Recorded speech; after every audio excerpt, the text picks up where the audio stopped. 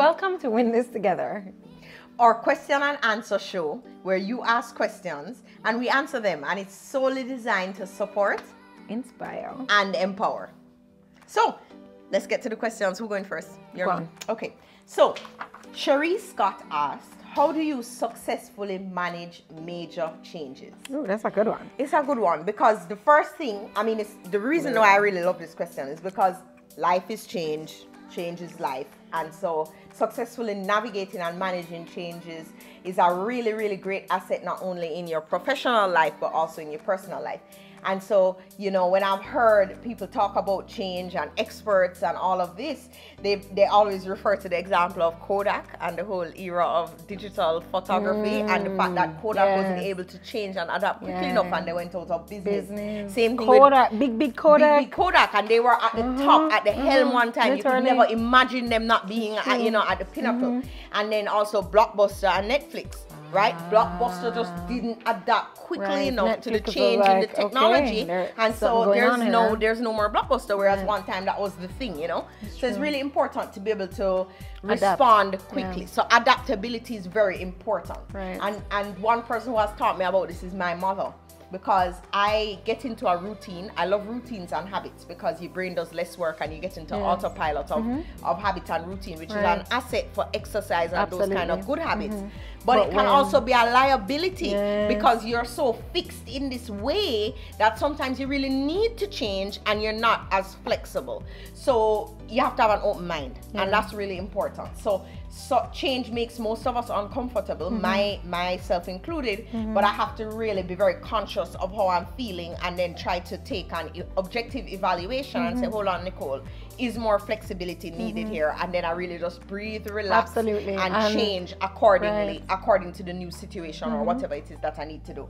So I think having an open mind and being able to look at a situation objectively and then just, you know, like the Nike slogan, just do it. In other words, you just have to be more relaxed and flexible about certain things, or else, you know, you would go out of business, or else you stress yourself out and all kinds of different consequences. So that's really important.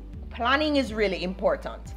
Getting a strategy in place. Planning and strategy. So it depends on what kind of changes you're kind of going through, and that will then inform the kind of planning that needs to happen. But you know, when I travel, for example, that's something, you know, Camila, you're laughing because you know sometimes travel just pop me down, and I have had to be traveling a lot in the last few months. And so that's a change to my routine, which I'm very wedded to. But you have to be open and flexible. You have to be open and say, how can I then plan? Because I know, all right, my routine is going to be different, but how can I pre-plan to put some things in place to make it as similar to what I need to be doing as possible? So like I went to DC the other day, and I know exercise is a big part of my routine, but my whole schedule was kind of changed up. So I worked out with my cousin weeks in advance how it would work and what we could do, and just having that plan in place helped me to really keep myself stable and regularized. And so coming back home, it wasn't that big of an adjustment because I had been more or less keeping to what I needed to do to keep myself going. Why? Because I planned it in advance. You said, okay, this day was going to be this, so I'm going to be able to exercise at that time. Or I'm not going to be able to exercise. So that at the time when I'm not able to do it, it's not a big deal because I already planned and knew that I wasn't going to be able to do it. So kind of anticipating and adjusting accordingly is very key. And planning is a major deal just for any change that's coming. And then the other thing is patience, right? You have to be patient with yourself when going through change, because it's not going to feel natural and comfortable to you at first in many cases, depending again on what kind of change it is.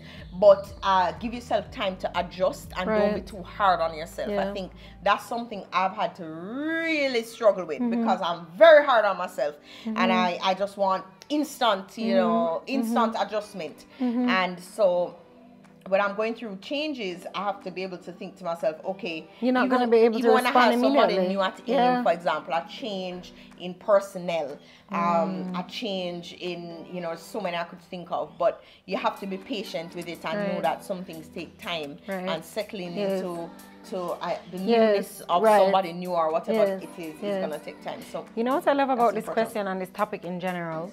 One of my favorite quotes from a Stephen Marley song is, all nothing is permanent in life, all except for change, because change is inevitable. Yes. And so if you don't think about change, so like, there's absolutely no way your routine is going to be routine all the time, every time. Yes. Something is going to come up, and if you don't prepare for that change, you know, if you don't stop, you know, you need to embrace change. Yes. You know what I mean? Change is inevitable, it's going to happen. So have a plan and a structure try to look at all the positives that can come out of change. Exactly. A lot of times our mind tends to focus on the negatives, right. but there's so much positive that can come out of change if we only choose to see it from that perspective. Absolutely. And then maximize those. Yes. So to sum, because I know you love me to sum up, plan for the change as much as possible. Right. Be flexible Yes. and understand that everything is not the same, and you need to not be as hard on yourself, and try to change the way you might deal or handle things, and then be patient with the change and try to see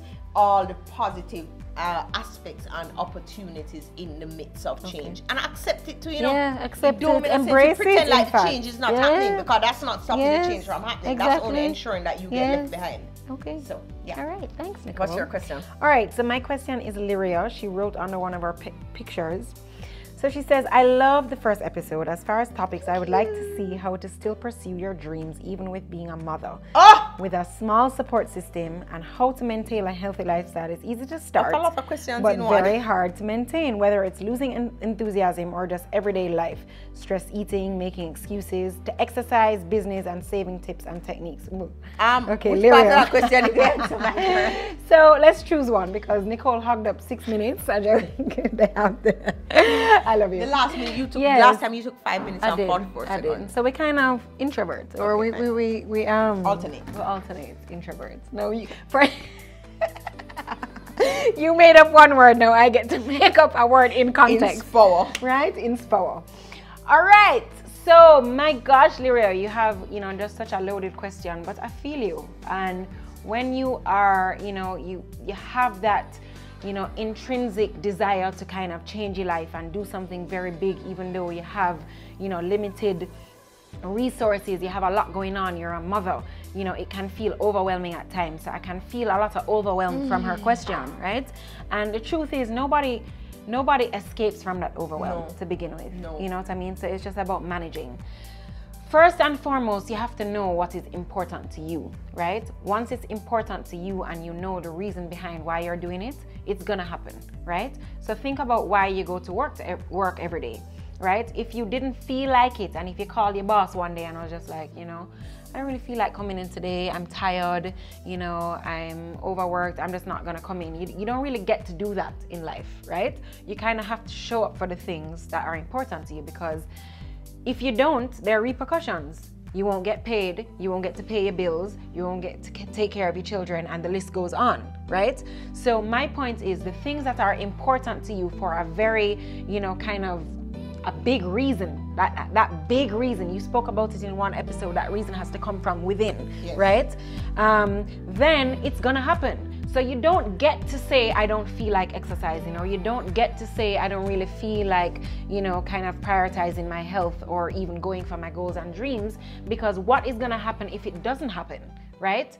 The repercussions of those are major, right? So I would start with actually just kind of writing out a list. Why is it important to you for these things to happen? Even though you're a mother, why do you need to pursue your dreams? Even though you are a mother, why is it important to go and prioritize your health and exercise and do all of those things? So that's the first place that I would start. You mentioned something about maintaining and sustaining enthusiasm. The truth is, that really doesn't happen. You know, I mean, for all of us, even those who do have that very, you know, pressing reason kind of prodding you along, you don't always stay sustained in terms of motivation and discipline and all of those things. There's a Zig Ziglar quote, as you said, that I really love. It says, motivation doesn't last, neither does bathing. That's why you have to do it every day. You understand? Yes. So you have to have things like an accountability partner. You have to get really organized with your schedule, right? If it's important to you, it needs to happen, right? I have this big thing about if it's not in your schedule, then it's not real, right? So the same way that you have 10 o'clock, I have a dentist appointment, you know, on a Monday and it's anything and there's nothing that comes in the way of that, is the same way that those things are important to you, whatever they are, going after your dreams, exercising, motherhood, and whatever it is. As much as you set up the more you set up a routine around these things, is the more likely they are to happen. And then you fall into the cruise control of habit. I love the cruise control of habit. I know that in the morning I exercise, I know in the evening is my kids' time, I read bedtime stories and go to bed. Those two things, just knowing exactly how my day begins and exactly how my day ends, really ground me. There you go. So if you don't already have a routine, develop one. And if you have a routine right now going for you, then kind of embrace that change that Nicole was talking about in order for you to be able to kind of fit those other things in. The other thing I think too is know that it's all possible, right? Because people, it's all possible. I have to remind myself sometimes when I feel extremely popped down, I'm like, oh yeah, it's possible, right? I can do it. Absolutely. And I see them bringing up the time on me. But, you know, very quickly, motherhood doesn't mean that you have to lose yourself, right? You know, Kaylani being born, really, she became the center of my world. She is the center of my world. And there's nothing else more important than Kaylani in my life. But at the same time, in order for me to give to her in the way that I need to pursue my dreams, because then pursuing my dreams makes me feel super fulfilled, which gives into my motherhood, you know, techniques and, you know, just me being a good mother in general. So if I was to give up myself and just become a mother, just a mother, you know, then it's almost like you end up losing yourself and then you're resenting things. But some people choose that and it's fine. If that's their choice. Yeah, no, so what I'm saying is that don't give up yourself. You understand what I'm saying? So still, even if it's that you are a full-time mother, which, you know, hats off to those people, that's a full-time job, right? But what I'm saying is don't lose who you are. Still, you know, explore your hobbies, still do the things that you do, still take some well-needed time for yourself, so that when you are giving as a mother, it can just be wholeheartedly and you don't have to feel like you're giving up a little part of you just because you became a mother, you know? So and summarize that. Summarize. All right, so, you know, find out, you know, what is important to you. If it's important to you, you are gonna do it. Just like any important meeting, make it happen. Get very organized within your schedule to actually put it in your calendar, right? Make these changes, just what Nicole was speaking about just now. Embrace the change, don't fear it, right? And then, you know, don't let motherhood hinder you, you know, and deter you from becoming the person that you are, because you will be a better mother for going after the things that you want to go after. And demonstrating that to your children. Yeah, exactly. It's so important for her and them to see that, you know? Yes. Thank you, guys. This is the end. Thank you very much for your questions. Keep sending them, because if you send no questions, we have no show. And we love to connect with you and just answer the questions. And you know what I love about this? You realize that we're all the same. We're so much more the same than we are different. Absolutely. And we're going through the same struggles. We're going through the same joys. We have the same insecurities. We're worried about the same things. And we can do this together. That's why win this together. We are in it together. We're going to win it together. So very importantly, send any questions. Let us know what you are struggling with or what you want to discuss so that we can continue to win it together. Absolutely. See you next week.